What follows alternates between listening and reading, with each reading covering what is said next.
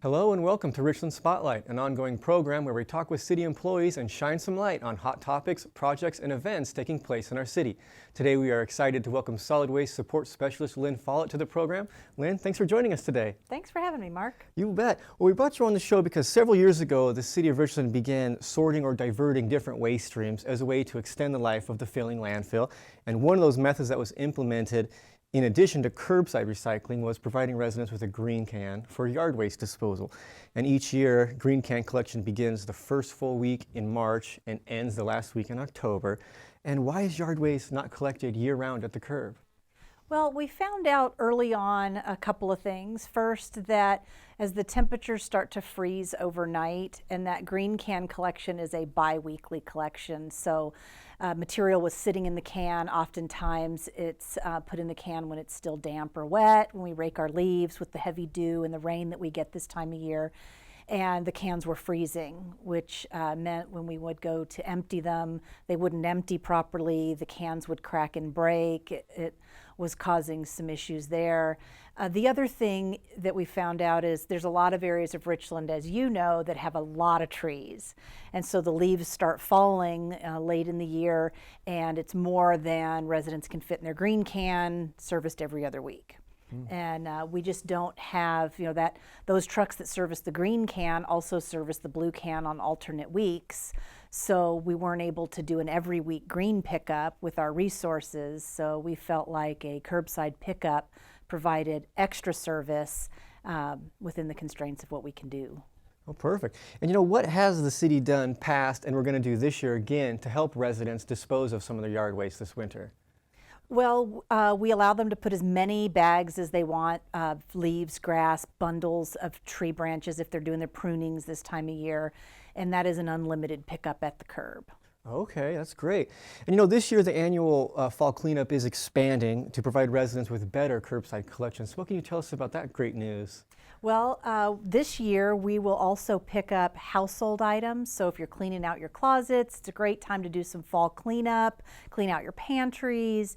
If you have old toys and items that are laying around that you just haven't made it to the landfill to get rid of and it's more than will fit into your can, we're going to pick those up at the curb during this fall cleanup also. So you can bag those items, bundle those items, put them in a box by the curb, and we'll get those also. Okay. And even though this curbside collection through the winter, it correlates with residents' normal pickup days, we are asking residents to call ahead and request this service. And I'm just wondering, why is that?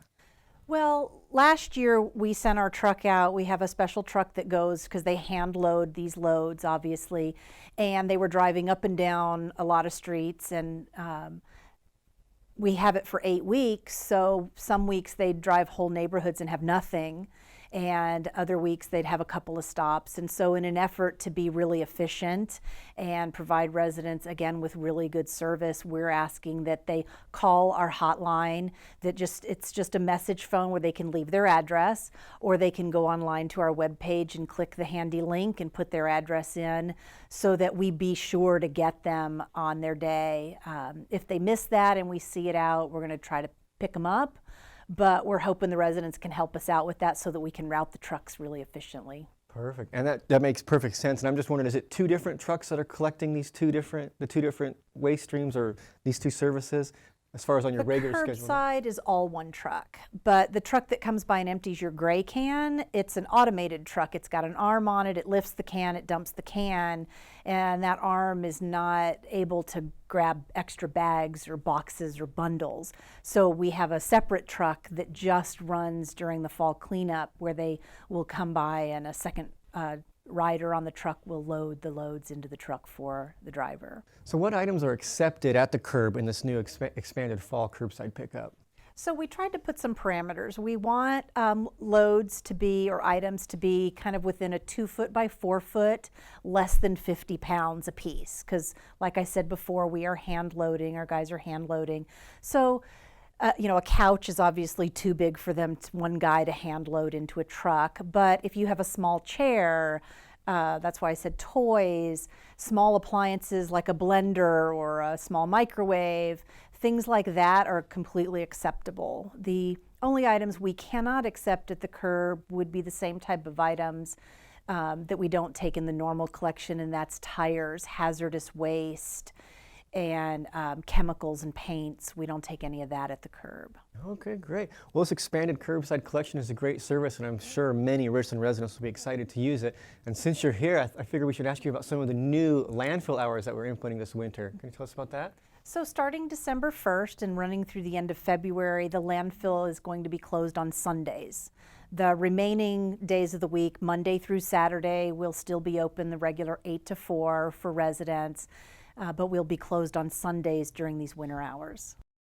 Well, thanks for coming on the program, Lynn. I've had a great time talking with you about the City of Richland's expanded fall cleanup. If you would like more information on this program or the many others offered by the City of Richland, visit our webpage at the link at the bottom of your screen. I'm Mark Ingham, and thanks for joining us on Richland Spotlight.